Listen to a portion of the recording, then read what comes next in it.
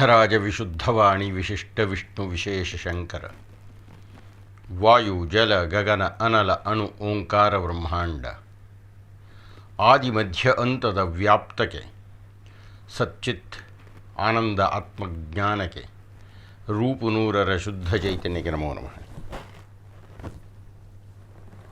ಮಹಾಭಾರತದ ಆತ್ಮೀಯ ಪ್ರೇಕ್ಷಕರೇ, ವೀಕ್ಷಕರೇ, ವಿಮರ್ಶಕರೇ, ಆಸಕ್ತರೇ, ನಾವೀಗ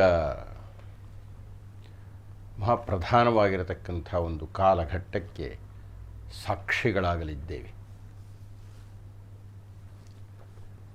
ಪಾಂಡು ಮಹಾರಾಜ ಕಿಂದಮ ಋಷಿಯ ಶಾಪಕ್ಕೆ ತುತ್ತಾಗಿ ಸನ್ಯಾಸಿಯಾಗ್ತೀನಿ ಅಂತ ಹೇಳಿ ಕೊನೆಗೆ ಪತ್ನಿ ಸಹಿತನಾಗಿ ಅರಣ್ಯದಲ್ಲಿ ಉಳಿದು ಬಿಟ್ಟಿದ್ದಾನೆ. ಅದು ಎಷ್ಟರ ಮಟ್ಟಿಗೆ ಸರಿ ಎನ್ನುವುದನ್ನು ನಾವು ಹಿಂದಿನ ಸಂಚಿಕೆಯಲ್ಲಿ ಚರ್ಚೆ ಮಾಡಿದ್ದೇವೆ. ಹಾಗೆ ಉಳಿದಾತ ಅಲ್ಲಿನ ಋಷಿ ಮುನಿಗಳ ಜೊತೆಗೆ ಸೇರಿಕೊಂಡು ಯಜ್ಞಯಾಗಾದಿಗಳನ್ನು ಮಾಡ್ತಾ ಅವರ ಜೊತೆಗೆ ಓಡಾಡ್ತಾ ಕೊನೆಗೆ ಒಮ್ಮೆ ಅವರು ಹೇಳಿದರು, ನಾವು ಬ್ರಹ್ಮಲೋಕಕ್ಕೆ ಹೋಗ್ತಾ ಇದ್ದೇವೆ ಅಂತ. ತಾನು ಬ್ರಹ್ಮಲೋಕಕ್ಕೆ ಹೋಗ್ತೀನಿ ಅಂತ ಹೊರಟ, ಪತ್ನಿ ಸಹಿತರಾಗಿ. ಸ್ವರ್ಗಕ್ಕೆ ಹೋಗೋದೇ ಸಶರೀರವಾಗಿ ಆಗಲ್ಲ ಅಂತ ಹೇಳ್ತಾರೆ. ಅದೆಲ್ಲ ಕಥೆಗಳನ್ನು ನಾವು ಕೇಳಿದ್ದೇವೆ. ತ್ರಿಶಂಕುವನ್ನು ಕಳಿಸಲಿಕ್ಕೆ ಎಷ್ಟೆಲ್ಲ ಸಮಸ್ಯೆ ಆಯಿತು ವಿಶ್ವಾಮಿತ್ರರಿಗೆ ಎನ್ನುವುದನ್ನು ನಾವು ನೋಡಿದ್ದೇವೆ. ಅಂಥದ್ದು ಬ್ರಹ್ಮಲೋಕಕ್ಕೆ ಹೋಗ್ತೀನಿ ಅಂತ ಹೇಳಿದಂತೆ ಆ ಋಷಿಗಳ ಜೊತೆಗೆ. ಋಷಿಗಳು ಹೋಗಬಹುದೇನೋ ಗೊತ್ತಿಲ್ಲ ನನಗೆ. ಇವರು ಜೊತೆಗೆ ಕರ್ಕೊಂಡು ಹೋಗಿದ್ದಾರೆ. ಒಂದಷ್ಟು ದೂರ ಪ್ರಯಾಣ ಮಾಡಿದ ಮೇಲೆ ಯಾವುದೋ ಶತಶೃಂಗ ಪರ್ವತ ಅನ್ನುವ ಹತ್ತಿರ ಬಂದಾಗ ಅವ್ರು ಹೇಳಿದ್ರಂತೆ, ಭಾಳ ಕಷ್ಟ ಇದೆ ಕಣಯ್ಯ, ಈಗೇನೋ ಸ್ವಲ್ಪ ಚೆನ್ನಾಗಿರೋ ಜಾಗ ಎಲ್ಲ ಕಾಣಿಸ್ತಾ ಇದೆ, ಆದರೆ ಮುಂದೆ ಹೋದರೆ ಬರೀ ಮಂಜು ತುಂಬ್ಕೊಂಡು ಬಿಟ್ಟಿರುತ್ತೆ, ಅಲ್ಲಿ ಸುಕೋಮಲೆಯರಾಗಿರ್ತಕ್ಕಂಥ ನಿನ್ನ ಪತ್ನಿಯರು ಜಾರಿ ಬೀಳಬಹುದಾದ ಸಂದರ್ಭ ಎಲ್ಲ ಇರುತ್ತೆ, ಅಷ್ಟು ಸುಲಭ ಅಲ್ಲ. ನನಗೆ ಅರ್ಥ ಆಗದೆ ಇರೋದು, ಯಾತಕ್ಕೆ ಕರ್ಕೊಂಡು ಬಂದ್ರೆ ಹಾಗಾದರೆ ಮೊದಲೇ ಹೇಳಿಬಿಡ್ಬೇಕಾಯಿತು. ಪಾಂಡು ಮಹಾರಾಜ ಆ ರೀತಿ ನೀನು ಬರಲಿಕ್ಕೆ ಸಾಧ್ಯ ಇಲ್ಲ ಹೇಳಿಬಿಡ್ಬೇಕಾಯಿತು. ಆಗ ಪಾಂಡುಗೆ ಅನ್ನಿಸಿತಂತೆ, ಓ ನನಗೆ ಮಕ್ಕಳಿಲ್ಲದ್ದರಿಂದ ನನಗೆ ಬ್ರಹ್ಮಲೋಕ ಪ್ರವೇಶ ಇಲ್ಲ. ಕೊನೆಗೆ ಆ ಋಷಿಗಳನ್ನೆಲ್ಲ ಕೇಳ್ತಾನೆ. ಆ ಋಷಿಗಳು ಇಲ್ಲ ನಿನಗೆ ಸಂತಾನ ಪ್ರಾಪ್ತಿಯಾಗುತ್ತೆ ಅಂತ ಹೊರಕೊಟ್ಟು ಮುಂದಕ್ಕೆ ಹೋಗ್ತಾರೆ. ಪಾಂಡು ಮಹಾರಾಜ ತನ್ನ ಪತ್ನಿಯ ಜೊತೆಗೆ ವನದಲ್ಲಿ ಋಷಿ ಜೀವನವನ್ನು ನಡೆಸ್ತಾ ಇದ್ದಾನೆ. ಇತ್ತ ವ್ಯಾಸ ಮಹರ್ಷಿಗಳು ತನ್ನನ್ನು ಶುಶ್ರೂಷೆ ಮಾಡಿದಂತಹ ಗಾಂಧಾರಿಗೆ ವರವನ್ನು ಮತ್ತೆ ಕೊಟ್ಟಿದ್ದಾರೆ. ಮತ್ತೆ ಅಂದರೆ ಹಿಂದಾಲೆ ಈಶ್ವರ ಕೊಟ್ಟಿದ್ದ ಅನ್ನುವ ಅರ್ಥದಲ್ಲಿ ನಿನಗೆ 100 ಮಕ್ಕಳಾಗತ್ತೆ ಅಂತ. ಆಕೆಗೆ ಆ ವರ ಸ್ವೀಕಾರ ಆದ ಮೇಲೆ, ಧೃತರಾಷ್ಟ್ರನ ಸಂಯೋಗ ಆದ ಮೇಲೆ, ಒಂದಷ್ಟು ಕಾಲ ಆದಮೇಲೆ ಗರ್ಭ ಕಟ್ಟಿದೆ, ಉದರ ವೃದ್ಧಿಸಿದೆ. ಬಹುಶಃ ಮಗು ಹುಟ್ಟತ್ತೆ ಎನ್ನುವ ಆಸೆಯಿಂದ ಆಕೆ 9 ತಿಂಗಳಾಯಿತು, 10 ತಿಂಗಳಾಯಿತು, 12 ತಿಂಗಳಾಯಿತು, 15 ತಿಂಗಳಾಯಿತು, 16 ತಿಂಗಳಾಯಿತು, 20 ತಿಂಗಳುಗಳಾಯಿತು, 24 ತಿಂಗಳು ಆಯಿತು, 2 ವರ್ಷ ಆಗೋಯ್ತು. ಏನು ಸೂಚನೆಯೇ ಇಲ್ಲ. ಏನಪ್ಪ ಇದು? ವ್ಯಾಸರಂತಹ ವ್ಯಾಸರು ವರ ಕೊಟ್ಟು ಹೋಗಿದ್ದಾರೆ ಮಗು ಹುಟ್ಟುತ್ತೆ ಅಂತ. ಆದರೆ ಬರೀ ಹೊಟ್ಟೆ ದಪ್ಪ ಆಗ್ತಾ ಇದೆಯಾ, ಇಲ್ಲಿ ಮಗುವೇ ಹುಟ್ಟಲಿಲ್ವಲ್ಲ ಅಂತ ಇದ್ದಾಗ, ನೊಂದಿದ್ದಾಗ, ಬೇಸರದಲ್ಲಿ ಇದ್ದಾಗ, 2 ವರ್ಷದ ದೀರ್ಘ ಗರ್ಭ ಧರಿಸಿ ಭಾರವಾಗಿದ್ದಾಗ, ತುಂಬ ನೊಂದಿದ್ದಾಗ ಒಂದು ಕರ್ಣ ಕಠೋರವಾದ ವಾರ್ತೆಯನ್ನು ಆಕೆ ಕೇಳ್ತಾಳೆ. ಅಪ್ಪ ತಟ್ಕೊಳ್ಳೋಕ್ಕಾಗ್ತಾ ಇಲ್ಲ ಅಂತ ಅನ್ನುವಲ್ಲಿಗೆ ನಾವು ನಮ್ಮ ಹಿಂದಿನ ಉಪನ್ಯಾಸವನ್ನು ನಿಲ್ಲಿಸಿದ್ವಿ. ಹಿಂದಿನ ಉಪನ್ಯಾಸವನ್ನು ಆರಂಭ ಮಾಡೋಣವೇ? ನಾರಾಯಣಂ ನಮಸ್ಕೃತ್ಯ ನರಂಚೈವ ನರೋತ್ತಮಂ ವ್ಯಾಸಂ ವಾಗ್ದೇವೀಂಚೈವ ತತೋ ಜಯಮುದೀರಯೇತ್.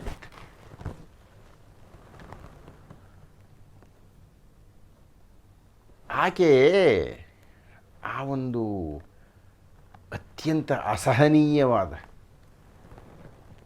ಅತ್ಯಂತ ಅಪ್ರಿಯವಾದ, ಹೊಟ್ಟೆ ಉರಿಯತಕ್ಕಂತಹ ಆಕೆಗೆ ವಾರ್ತೆಯನ್ನು ಕೇಳುವ ಸರಿಸುಮಾರು 1 ವರ್ಷದ ಹಿಂದೆ ಈ ಶತಶೃಂಗ ಪರ್ವತದಲ್ಲಿ ಇದ್ದಂತಹ ಪಾಂಡು ಮಹಾರಾಜನಿಗೂ ಕುಂತಿಗೂ ಒಂದು ಸಂವಾದವೇರ್ಪಟ್ಟಿದೆ. ಪಾಂಡು ಮಹಾರಾಜ ಕುಂತಿಯನ್ನು ಕರೆದು ಹೇಳಿದ್ದಾನೆ, ನೋಡಮ್ಮ, ಮಕ್ಕಳಿಲ್ಲದವರಿಗೆ ಸ್ವರ್ಗವಿಲ್ಲ. ಆ ಕಾರಣದಿಂದಲೇ ನಾವೀಗ ಬ್ರಹ್ಮಲೋಕಕ್ಕೆ ಹೋಗಲಾಗಲಿಲ್ಲ.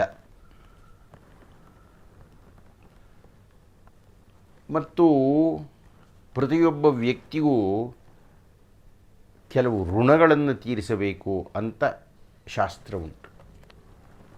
ದೇವ ಋಣವನ್ನು ತೀರಿಸಬೇಕು, ನಾವು ದೇವರ ಪೂಜೆಯನ್ನು ಮಾಡ್ತೀವಿ. ಹಾಗೆ ಋಷಿ ಋಣವನ್ನು ತೀರಿಸಬೇಕು, ನಾವು ಸ್ವಾಧ್ಯಾಯ ಪ್ರವಚನಗಳನ್ನು ಮಾಡ್ತೀವಿ. ಹೀಗೆ ಕೆಲವು ಋಣಗಳನ್ನು ತೀರಿಸಿದ್ದೇನೆ. ಆದರೆ ಒಂದು ಋಣವನ್ನು ತೀರಿಸಲಿಕ್ಕೆ ಆಗ್ತಾ ಇಲ್ಲ. ಅದು ಪಿತೃ ಋಣ ಅಂತ. ಆ ಪಿತೃ ಋಣವನ್ನು ತೀರಿಸಬೇಕಾಗಿದ್ದರೆ ನನ್ನ ಸಾವಿನ ನಂತರ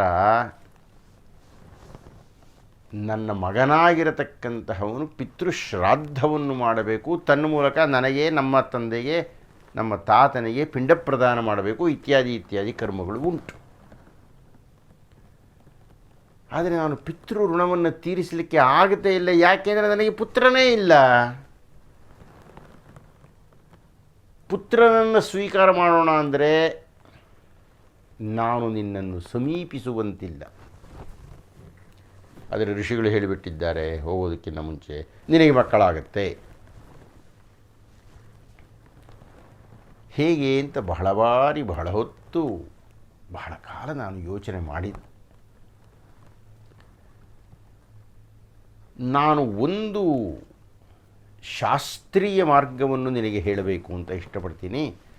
ಮುಕ್ತ ಮನಸ್ಕಳಾಗಿ ಅದನ್ನು ಕೇಳಿಸಿಕೊ.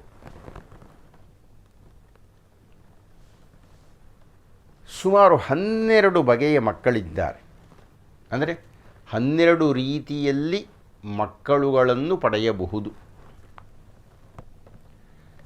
1-2-3 ಗಮನಿಸೋಣ. ಮೊಟ್ಟ ಮೊದಲನೆಯದು, ಧರ್ಮಪತ್ನಿಯಲ್ಲಿ ಸ್ವೀಕಾರ ಮಾಡತಕ್ಕಂತಹವನು, ಧರ್ಮಪತ್ನಿಯಲ್ಲಿ ಹುಟ್ಟತಕ್ಕಂತಹ ಮಗ ಅತ್ಯಂತ ಶ್ರೇಷ್ಠವಾಗಿರತಕ್ಕವನು. ಎಲ್ಲದಕ್ಕೂ ಅವನೇ ಹಕ್ಕುದಾರ, ಅವನೇ ಬಾಧ್ಯಸ್ಥ, ಅವನಿಂದಲೇ ಮುಕ್ತಿ, ಇತ್ಯಾದಿ ಇತ್ಯಾದಿ.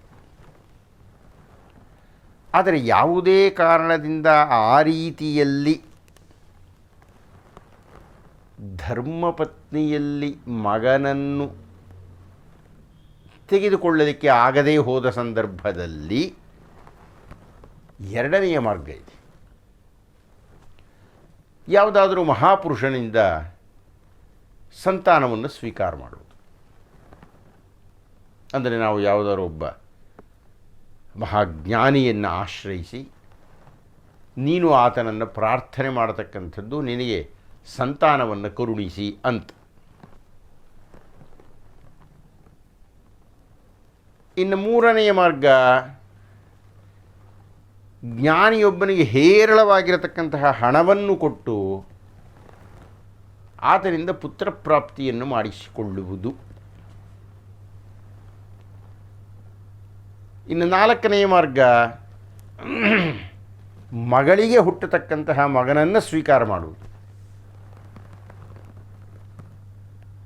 ಇನ್ನು 5ನೆಯ ಹೀಗೆ ಬೇಕಾದಷ್ಟು ಮಾರ್ಗಗಳಿದೆ. 12 ಮಾರ್ಗಗಳಿದೆ. ಸದ್ಯಕ್ಕೆ ಇಷ್ಟು ಸಾಕು. ಪ್ರಕೃತ ನಮ್ಮ ಸ್ಥಿತಿಯಲ್ಲಿ ನಾವು ಸಂತಾನವನ್ನು ಪಡೆಯಲಿಕ್ಕೆ ಆಗದಿರುವ ಕಾರಣದಿಂದ ಶಾಸ್ತ್ರೀಯ ಮಾರ್ಗದಲ್ಲಿ ಇರತಕ್ಕಂತಹ ಎರಡನೆಯ ಕ್ರಮ ಅಂತ ಹೇಳಿದರೆ, ಯಾವುದಾದ್ರು ಒಬ್ಬ ತಪಸ್ವಿಯಿಂದ ನೀನು ಸಂಯೋಗಕ್ಕೆ ಒಳಗಾಗಿ ಒಬ್ಬ ಪುತ್ರನನ್ನು ಸ್ವೀಕಾರ ಮಾಡುವುದು. ಇದು ಶಾಸ್ತ್ರ, ನಾನು ಹೇಳ್ತಾ ಇದ್ದೇನೆ. ದಯವಿಟ್ಟು ನೀನು ಇದರ ಕಡೆ ಗಮನವನ್ನು ಕೊಡು, ಪ್ರಯತ್ನಿಸು. ಕುಂತಿ ಹೇಳಿದಳು, ಅದು ಹೇಗೆ ಸ್ವಾಮಿ ಸಾಧ್ಯ ಆಗುತ್ತೆ? ನಾನು ನಿಮ್ಮನ್ನು ಪ್ರೇಮಿಸಿ ವಿವಾಹವಾಗಿದ್ದೇನೆ ಮತ್ತು ನೀವು ದಷ್ಟಪುಷ್ಟರಾಗಿದ್ದೀರಿ, ಬದುಕಿದ್ದೀರಿ. ಶಾಸ್ತ್ರದಲ್ಲಿ ಎಲ್ಲೋ ಒಂದು ಕಡೆ ಪತಿಯ ಮರಣಾನಂತರ ಅಕಸ್ಮಾತ್ ಪತಿಯ ಸಹೋದರನಿಂದ ಸಂತಾನವನ್ನು ಸ್ವೀಕಾರ ಮಾಡಬಹುದು ಅಂತ ಇದೆ. ಆದರೆ ಅದು ನಮಗೆ ಅನ್ವಯಿಸುವುದಿಲ್ಲ.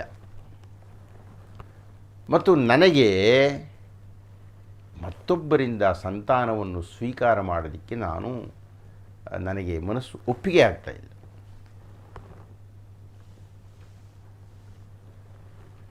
ಅದಕ್ಕೆ ಪಾಂಡು ಮಹಾರಾಜ ಮತ್ತೆ ಪೂಸಲಾವಣೆ ಮಾಡಿ, ನೋಡಮ್ಮ, ಒಂದು ಕಾಲದಲ್ಲಿ ಸ್ತ್ರೀಯರಿಗೆ ಸಂಪೂರ್ಣವಾದ ಸ್ವಾತಂತ್ರ್ಯವಿತ್ತು. ಪಾಂಡು ಮಹಾರಾಜ ಹೇಳ್ತಕ್ಕಂಥ ಕಥೆಯನ್ನು ಕೇಳಿದರೆ ಬಹುಶಃ ನಮ್ಮ ಅನುಕೂಲಕ್ಕೆ ತಕ್ಕಂತೆ ನಾವು ಹೀಗೆ ಮಾತಾಡ್ತೀವೇನೋ ಅಂತ ಅನ್ನಿಸಿಬಿಡುತ್ತೆ ನನಗೆ. ಪಾಂಡು ಮಹಾರಾಜ ವರ್ಣನೆ ಮಾಡ್ತಾನೆ,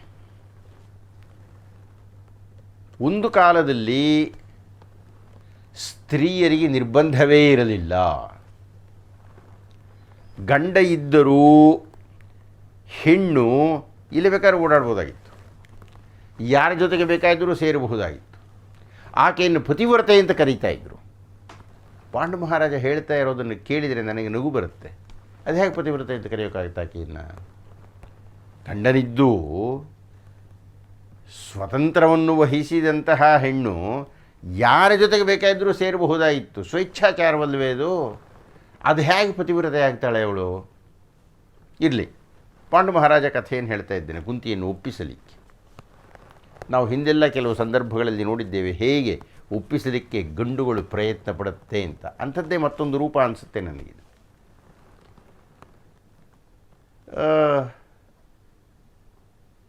ಆದರೆ ಒಂದು ಸಂದರ್ಭದಲ್ಲಿ ಉದ್ದಾಲಕ ಅಂತ ಒಬ್ಬ ಋಷಿ ಇದ್ದ. ಅವನಿಗೊಬ್ಬ ಮಗ ಶ್ವೇತಕೇತು ಅಂತ. ಆಗಿನ ಕಾಲದ ಪದ್ಧತಿಗೆ ಅನುಗುಣವಾಗಿ ಈ ಉದ್ದಾಲಕ ಮತ್ತು ಮಗ ಮಾತಾಡ್ತಾ ಕೂತ್ಕೊಂಡಿದ್ದಾಗ ಆ ಉದ್ದಾಲಕನ ಪತ್ನಿಯನ್ನು ಯಾರೋ ಒಬ್ಬ ಬ್ರಾಹ್ಮಣ ಬಂದು ಕೈ ಹಿಡ್ಕೊಂಡು ಕರ್ಕೊಂಡೇ ಹೋಗ್ಬಿಡ್ತಾನೆ. ಬಾ ಹೋಗೋಣ ಅಂತ. ಉದ್ದಾಲಕನಿಗೆ ಏನೂ ಅನ್ನಿಸ್ಲಿಲ್ಲ ಬಂತೆ. ಆದರೆ ಶ್ವೇತಕೇತುಗೆ ಬಹಳ ಸಿಟ್ಟು ಬಂತಂತೆ. ಅವನು ಹೇಳಿದಂತೆ, ಏನಪ್ಪ ಇದು, ಅಮ್ಮನ ಎಳ್ಕೊಂಡೋಗ್ಬಿಟ್ಟ ಅವನು. ಕರ್ಕೊಂಡು ಹೋದನೋ ಸ್ವೇಚ್ಛೆಯಿಂದ ಹೋದಳೋ, ಸ್ವೇಚ್ಛೆಯಿಂದಲೇ ಹೋಗಿರಬೇಕು. ಅವಳು ಅಕಸ್ಮಾತ್ ಬರಲ್ಲ ಅಂತ ಅಂದರೆ ಅವನು ಕರ್ಕೊಂಡು ಹೋಗಕ್ಕೆ ಸಾಧ್ಯ ಇರ್ತಿರಲಿಲ್ಲ. ಆವಾಗ ಆಕೆ ಗಂಡ ಮಗ ಆಕೆಗೆ ಬೆಂಬಲ ಕೊಡ್ತಾ ಇದ್ದರು.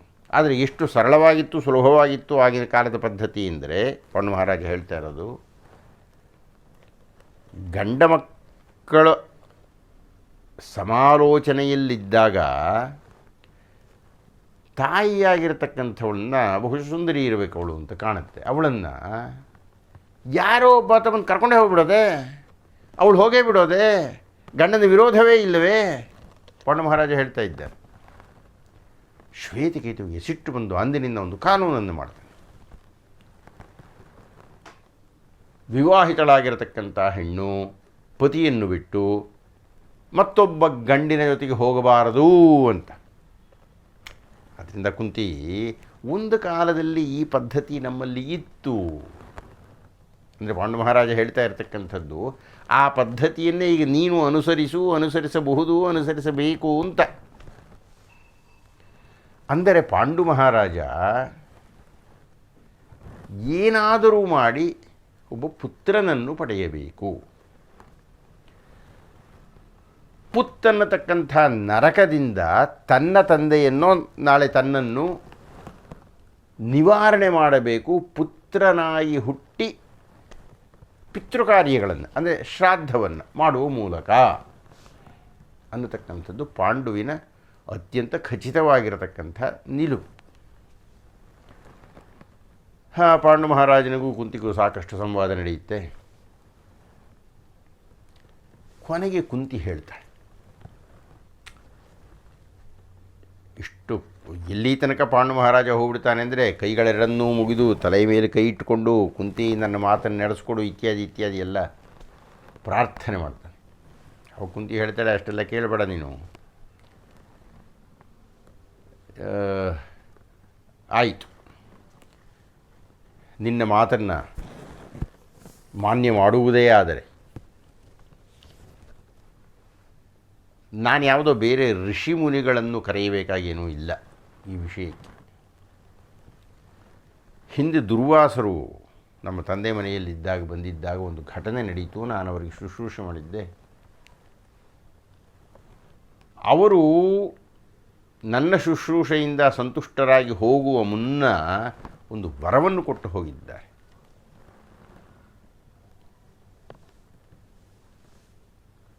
ನಿನಗೆ ಯಾವ ಸುರರ ಮೇಲೆ ಸೊಗಸು ದಿವಿಜರೊಳಾರ ಮೇಲುಂಟವರ ನೆನೆ ಸಾಕು.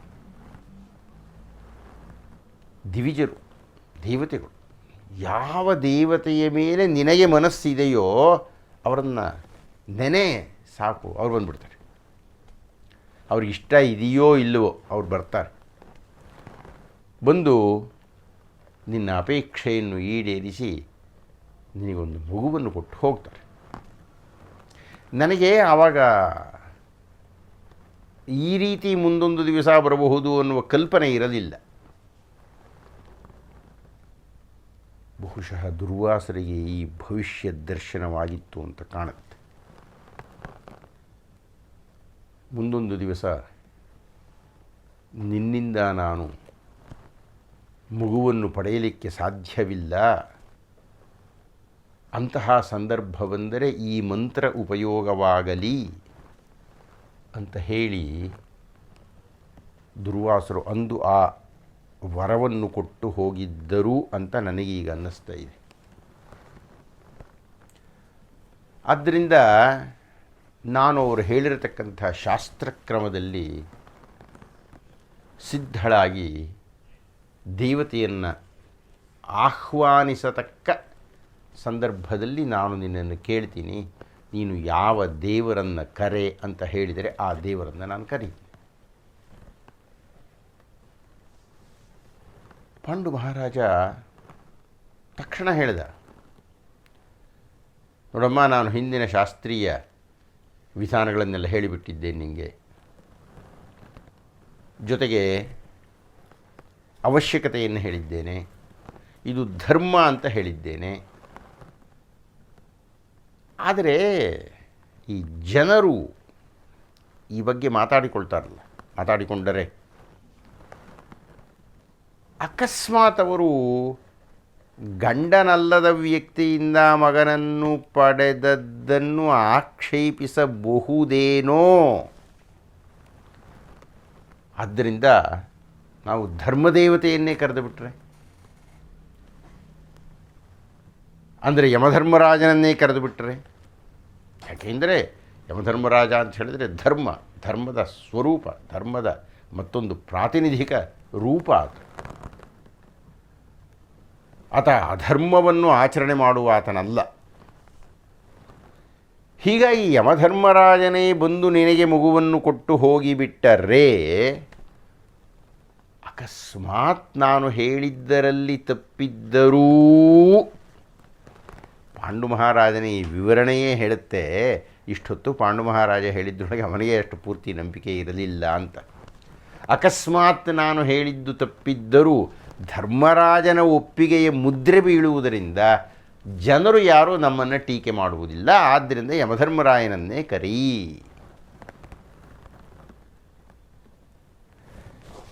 ಕುಂತಿ ಮಿಂದು ಮಡಿಯುಟ್ಟು ಸುಖಾಸನದಲ್ಲಿ ಕುಳಿತು ಯಮಧರ್ಮರಾಯನನ್ನು ಮನಸ್ಸಿನಲ್ಲಿ ಸ್ಮರಿಸಿ ದುರ್ವಾಸರು ಉಪದೇಶ ಮಾಡಿದಂಥ ಮಂತ್ರವನ್ನು ಪಠಣ ಮಾಡಲಿಕ್ಕೆ ಶುರು ಮಾಡಿದಳು.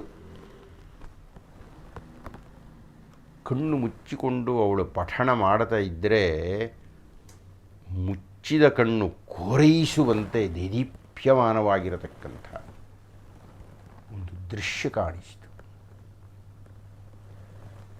ಗೌರವರ್ಣದಲ್ಲಿ ನಯನಮನೋಹರವಾಗಿರತಕ್ಕಂತಹ ದೃಢಕಾಯನಾಗಿರತಕ್ಕಂಥ ಗದೆಯನ್ನು ಧರಿಸಿರತಕ್ಕಂತಹ ಯಮಧರ್ಮರಾಯ ವಿಮಾನದಲ್ಲಿ ಕುಳಿತು ಬಂದಿದ್ದಾನೆ. ಕುಂತಿಯನ್ನು ಕೇಳಿದ್ದಾನೆ, ಯಾಕೆ ಕರೆದೆ? ಕುಂತಿ ಹಸನ್ಮುಖಿಯಾಗಿ ಹೇಳಿದಳಂತೆ, ನನಗೆ ನೀನು ಮಗುವನ್ನು ಕೊಡು. ಯಮಧರ್ಮರಾಯನ ಸಂಗವಾಯಿತು. 9 ತಿಂಗಳುಗಳು ಆಯಿತು. ಆಶ್ವಯುಜ ಮಾಸದ ಶುಕ್ಲ ಪಂಚಮಿಯ ದಿವಸ ಜ್ಯೇಷ್ಠ ನಕ್ಷತ್ರದಲ್ಲಿ ಮಟಮಟ ಮಧ್ಯಾಹ್ನದ ಅಭಿಜಿನ್ಮುಹೂರ್ತದಲ್ಲಿ ಬೆಳುದಿಂಗಳು ಪ್ರಸಾರವಾಯಿತು. ಸುಖೋಷ್ಣ ಭಾಸವಾಯಿತು. ಪಕ್ಕದ ನದಿಯಲ್ಲಿ ಜುಳು ಜುಳು ಜುಳು ನೀರು ತಂಪಾಗಿ ಹರಿಯಿತು. ಹಕ್ಕಿ ಪಕ್ಷಿಗಳೆಲ್ಲ ಮುದದಿಂದ ಹಾರಿತು. ಅಭಿಜಿನ್ಮುಹೂರ್ತದ ಸೂರ್ಯನಾದರೂ ಬೆಳುದಿಂಗಳಿನಂತೆ ತನ್ನ ಪ್ರಕಾಶವನ್ನು ಬೀರಿದ. ಅಲ್ಲಿರತಕ್ಕಂಥ ಕಾಡಿನಲ್ಲಿರತಕ್ಕಂಥ ಎಲ್ಲ ಪ್ರಾಣಿಗಳು ಅತ್ಯಂತ ಸ್ನೇಹದಿಂದ ಮಾರ್ಧವತೆಯಿಂದ ಒಂದರ ಜೊತೆಗೆ ಒಂದು ಓಡಾಡಿದವು. ಅಲ್ಲಿ ಹಾಗಾಗುತ್ತಾ ಇದ್ದಂತೆ ಹಸ್ತಿನಾವತಿಯಲ್ಲಿ ಏನೋ ಒಂದು ತರಹದ ಮುದ, ಏನೋ ಒಂದು ತರಹದ ಸಂತೋಷ. ಇದ್ದಕ್ಕಿದ್ದಂತೆ ಗೋವುಗಳ ಸಂಖ್ಯೆಯಲ್ಲಿ ಆಧಿಕ್ಯ. ಪೈರು ಪಚ್ಚೆಗಳೆಲ್ಲ ಹಸುರಾಗಿ ಕಂಗೊಳಿಸ್ತಾ ಇದೆ. ಕೊಯ್ದಿರತಕ್ಕಂತಹ ಫಸಲುಗಳೆಲ್ಲ ಒಂದಕ್ಕೆ 2ರಷ್ಟು ಕಾಣಿಸ್ತಾ ಇದೆ. ಕುಂತಿಗೆ ಪ್ರಸವವಾಯಿತು ಈ ಶುಭ ಸಂದರ್ಭದಲ್ಲಿ. ಪಾಂಡು ಮಹಾರಾಜ ಬಂದ, ಆ ಮಗುವನ್ನು ಕಂಡ. ದಿವ್ಯ ತೇಜಸ್ಸಿನಿಂದ ಕೂಡಿರತಕ್ಕಂಥ ಮಗ. ನಾಮಕರಣವಾಯಿತು ಧರ್ಮಜ. ಧರ್ಮಜ ಅಂದರೆ ಯಮಧರ್ಮರಾಯನಿಂದ ಜನಿಸಿದವನು ಧರ್ಮಜ, ಧರ್ಮರಾಯ ಇತ್ಯಾದಿ. ತುಂಬ ಸಂತುಷ್ಟರಾಗಿದ್ದಾರೆ. ಭೀಷ್ಮಾಚಾರ್ಯರು ಹಾಗೂ ವಿದುರ ಇಬ್ಬರೂ ಈ ಪಾಂಡು ಮಹಾರಾಜ ಹಾಗೂ ಕುಂತಿ ಮಾದ್ರಿಯರು ಇರತಕ್ಕಂತಹ ಆಶ್ರಮದಲ್ಲಿ ತಮ್ಮ ಕೆಲವು ಸೈನಿಕರದ್ದು ಬಿಟ್ಟಿದ್ದಾರೆ, ಕೆಲವು ಗೂಢಚಾರರನ್ನು ಇಟ್ಟಿದ್ದಾರೆ. ಇಲ್ಲಿ ಏನಾದರೂ ಆದರೆ ವಿಷಯಗಳನ್ನು ತಿಳಿಸಿ ಅಂತ. ಅಲ್ಲಿನ ಒಬ್ಬ ಗೂಢಚಾರ ಬಂದು ಭೀಷ್ಮರಿಗೆ ವರ್ತಮಾನ ಕೊಟ್ಟ ಧರ್ಮಜನ ಉದಯವನ್ನು ಕುರಿತು. ಅದು ಅಲ್ಲಿ ಹೋಗಿ ಗಾಂಧಾರಿಯ ಕಿವಿಗೆ ಬಿತ್ತು. ಧರ್ಮರಾಯ ಹುಟ್ಟಿದ್ದಾನೆ ಅನ್ನತಕ್ಕಂಥ ಸುದ್ದಿ ಅದೇ ಅವಳಿಗೆ ಸಹಿಸಲಿಕ್ಕೆ ಆಗಲಿಲ್ಲ. ನಾವು ಗಾಂಧಾರಿಯನ್ನು ಪತಿವ್ರತೆ ಅಂತ ಕರಿತೀವಿ, ಬಹಳ ದೊಡ್ಡ ಹೆಣ್ಣು ಅಂತ ಕರಿತೀವಿ, ಏನೆಲ್ಲ ಹೊಗಳ್ತೀವಿ ಆಕೆಯ ಬಗ್ಗೆ. ಗಂಡನಿಗೆ ದೃಷ್ಟಿ ಇಲ್ಲದೆ ಇದ್ದ ಕಣ್ಣಿಗೆ ಬಟ್ಟೆ ಕಟ್ಕೊಂಡು ಬಿಟ್ಲು ಅಂತಂತ ಹೇಳ್ತೀವಿ, ಏನೇನೋ ಹೇಳ್ತೀವಿ ನಾವೆಲ್ಲ, ಮುಂದೂ ಮಾತಾಡಲಿದ್ದೇವೆ.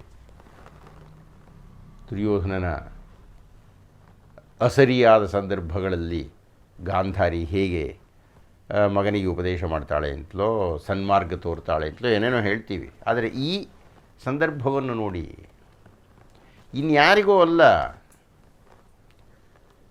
ತನ್ನ ಮೈದುನನಿಗೆ ಒಬ್ಬ ಮಗ ಹುಟ್ಟಿದ್ದಾನೆ, ಅದನ್ನು ಸಹಿಸ್ಕೊಳ್ಳೋಕ್ಕಾಗ್ತಾ ಇಲ್ವಲ್ರೀ. ಇನ್ನಿಯಂತಹ ಅಸೂಯಾಪರಳಾಕೆ, ಅದು ಯಾವ ಸೀಮೆಯ ಪತಿವ್ರತೆ ನನಗೆ ಅರ್ಥ ಆಗ್ತಾ ಇಲ್ಲ. ಹೊಟ್ಟೆಯನ್ನು ಹೊಡ್ಕೊಂಡು ಬಿಡ್ತಾಳಂತೆ. ಏನು 2 ವರ್ಷ ಆಯಿತು ನನಗೆ ಗರ್ಭ ಕಟ್ಟಿ, ಮಕ್ಕಳೇ ಹುಟ್ಟಿಲ್ಲ, ದಾಯಾದಿಗಳಿಗೆ ಮಗು ಹುಟ್ಟಿಬಿಟ್ಟಿದೆ. ಗಂಡನ ತಮ್ಮನಿಗೆ ಮಗು ಹುಟ್ಟಿದರೆ ಈ ರೀತಿ ಹೊಟ್ಟು ಉರ್ಕೊಳ್ತಕ್ಕಂಥದ್ದೇ, ಈ ಪ್ರಮಾಣದ ಅಸೂಯೆಯೇ. ಇದು ಗಾಂಧಾರಿಯಲ್ಲಿ ನಾನು ನಿರೀಕ್ಷಣೆ ಮಾಡಿರೋದಿಲ್ಲ. ಅಂತಹ ಪಾತಿವ್ರತ್ಯ ಇತ್ಯಾದಿ ಎಲ್ಲ ಹೊಗಳಿಕೆಗೆ ಗುರಿಯಾದಂತಹ ಗಾಂಧಾರಿ ಆ ವಿಷಯವನ್ನು ಕೇಳಿ ತಟ್ಟುಕೊಳ್ಳಲಾರದೆ ಹೊಟ್ಟೆಯನ್ನು ಹೊಡಕೊಂಡು ಹೊಟ್ಟೆಯನ್ನು ಕಿವುಚ್ಕೊಂಡು ಬಿಟ್ಲಂತೆ.